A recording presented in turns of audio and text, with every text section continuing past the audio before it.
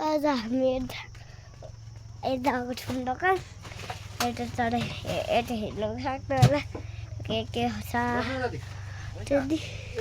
त्यति यता हाम्रो सुनिल दादा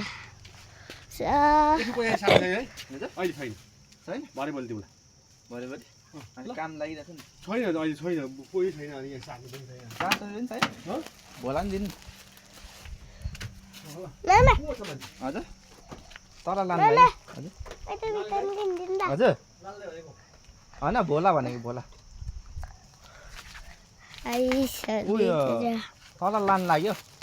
तल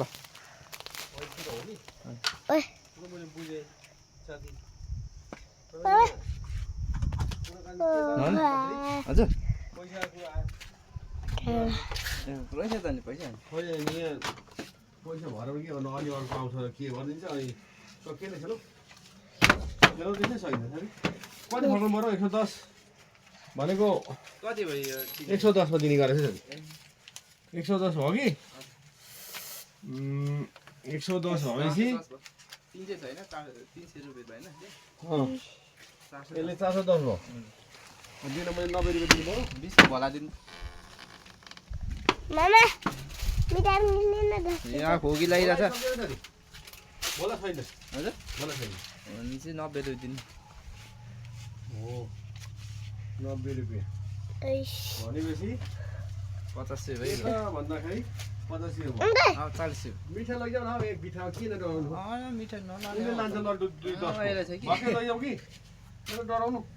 हैन काम जमाना डराउनु हुँदैन नि त भक्क खाइहाल्नुहोस् हिसाब नमिल्दा कति भने 50 होइन 70 भयो 80 90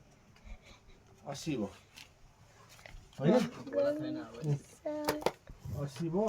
10 रुपैयाँ केही ल्याउनु कान्छ 10 रुपैयाँ मिठाई दिनु भनिहाल्नु ओ सेन्टर फेस दिनु मलाई यो दिन डल्लो मगाल्नु 60 भयो होइन 60 भयो अंकल 80 भयो मलाई अब के दिनु कुन खाने गर यो खान्छ है मान्छेले यो लड्डु खान्छ हौ यताका लड्डु दिइहाल न हौ यो दिन यो हैन हैन नदिनु यो नदिनु त्यही सेन्टर फेस दिनु त चुबाला हैन त्यही दिन भोकेर दाइ दबाई ल्याइदिएको बुझेन दबाई ल्याइदिएको थाहा छैन 10 को होइन त